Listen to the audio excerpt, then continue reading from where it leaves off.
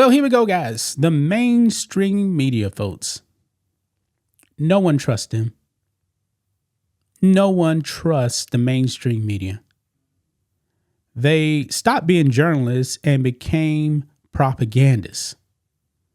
And also, they are so Trump deranged, guys, that they will actually twist the facts and just straight up lie to you.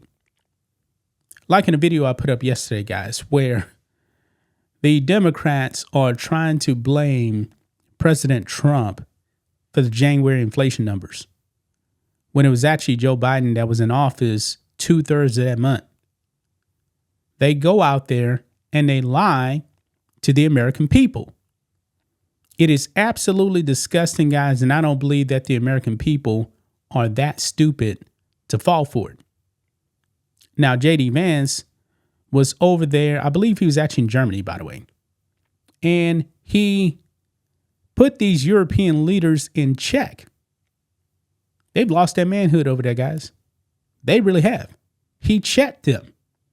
And the mainstream media did not like what J.D. Vance actually had to say. I didn't know some of the stuff, man. One of these people, he had mentioned in the UK, it was a man. He was praying near an abortion clinic, and then he got convicted for praying outside of an abortion clinic. Now, folks, over here in the U.S., we have the right to free speech. Free speech really doesn't exist in the rest of the world, not to the extent of the U.S. But we even saw, guys, where you actually had people pray outside of an abortion clinic out here in the U.S. and Joe Biden locked them up, violated their free speech rights. Okay? Shouldn't have happened, but it did. Now, Marco Rubio, man, he's on with CBS's Margaret Brennan. And folks, she said something so egregious, it shocked me. Now, if you actually do your research on World War II and Nazis, the rise of Hitler, you would know, man, that free speech did not exist even in Weimar Germany. The Weimar Republic existed before Nazi Germany. And then Paul von Hindenburg, who was the president of Germany, made Hitler the chancellor. By the way, guys, nobody voted for Hitler. Actually, when he ran for president against Hindenburg, he lost badly. Okay? But the Nazis had the majority in the Reichstag, and Hitler was appointed as the chancellor. And the way he actually got his power was with the Enabling Act. That pretty much ended the Weimar Republic. I can go on, but I'm going to keep that pretty short right here. But Hitler, when it came to, let's go back like 10 years before that, over there in Munich, Hitler and his goons decided to stage a coup against the local government over there in Munich. It's called the Beer Hall Putsch. And he actually got arrested. I believe he was sentenced to like 5 years in prison, but he only did like 7 months or so. And it was really like being in a luxury hotel. He can go in and out of his cell. And that's where he actually ended up writing on Mein Kampf. But another stipulation is when he got out, he could not speak publicly for like 5 years. See, there was no free speech in Weimar Germany, guys. But to sum it all up, man, let's go over here because Margaret Brennan is saying that free speech is what actually led to the Holocaust. What? That is definitely not right. It's not right. Look here, CBS's Margaret Brennan Nazis weaponized free speech to conduct the Holocaust. Newsflash. The Nazis did not believe in free speech. They were authoritarians. Just like the communists, man. Some people believe the political spectrum is more of a horseshoe, because both the communists and the Nazis did not believe in free speech. Wow. Let's go and watch this clip here, man. This is astonishing. Talk about as a matter of normal course. I want to ask you about what happened in Munich, Germany at the security conference. Vice President Vance gave a speech, and he told U.S. allies that the threat he worries about the most is not Russia. It is not China. He called it the threat from within, and he lectured about what he described as censorship, mainly focusing, though, on including more views from the right. He also met with the leader of a far-right party known as the AfD, which, as you know, is under investigation and monitoring by German intelligence because of extreme.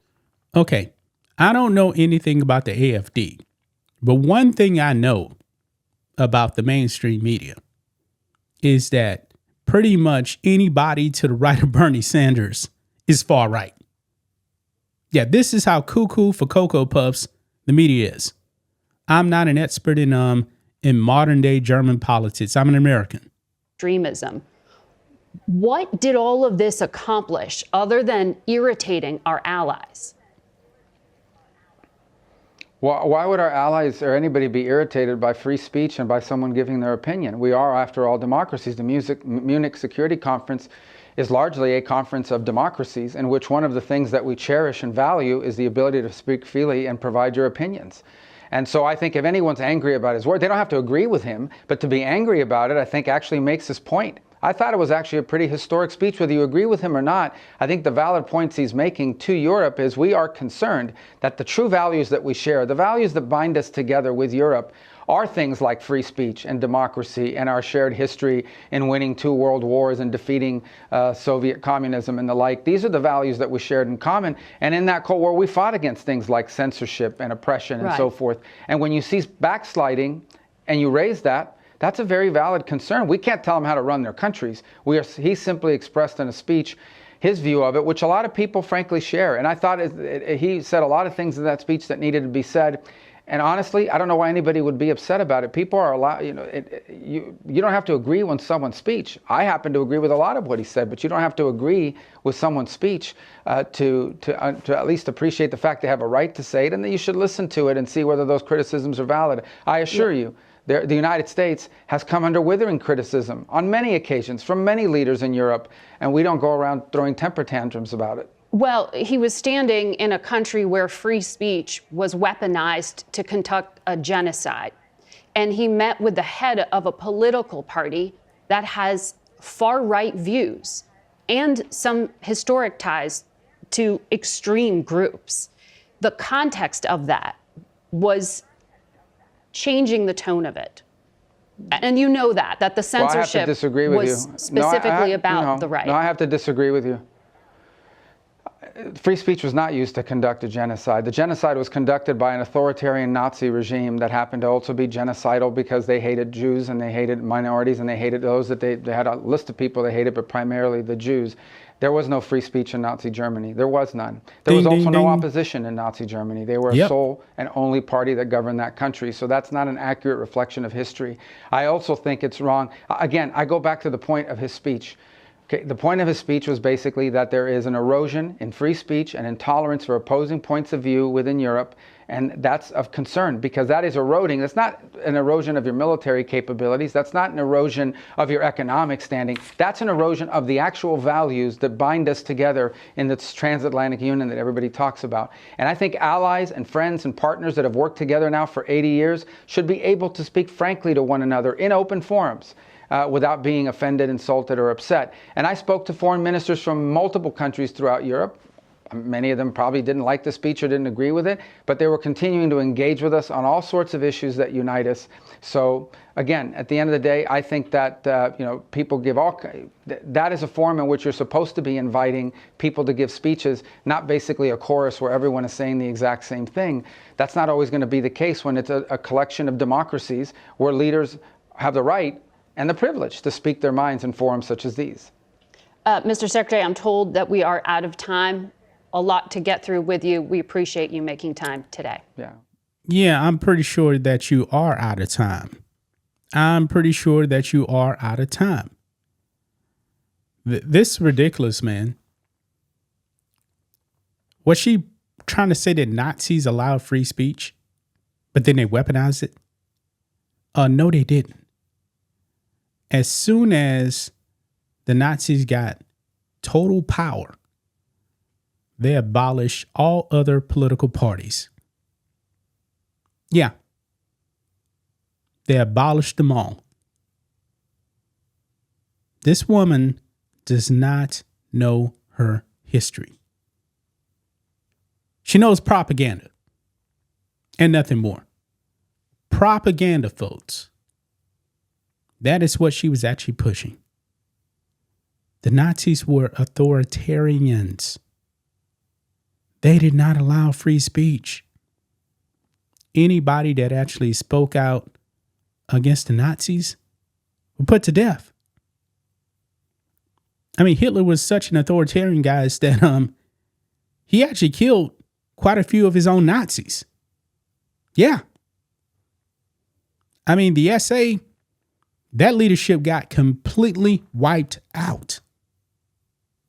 Ernst Röhm, a close personal friend of Hitler, who was the only man that could actually call him Adolf, by the way.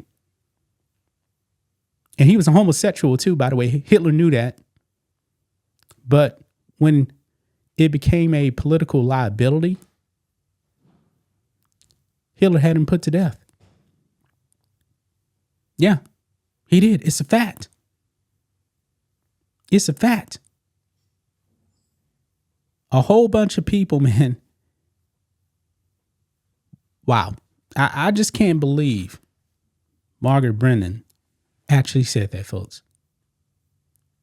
This woman must be dumber than a bag of rocks. Gonna leave it right there, guys. That's just my thoughts on this. What do you guys think of this? Black and White Network fans, let us know what you think about all this in the comments. Make sure to subscribe to the channel. And we will catch you next time.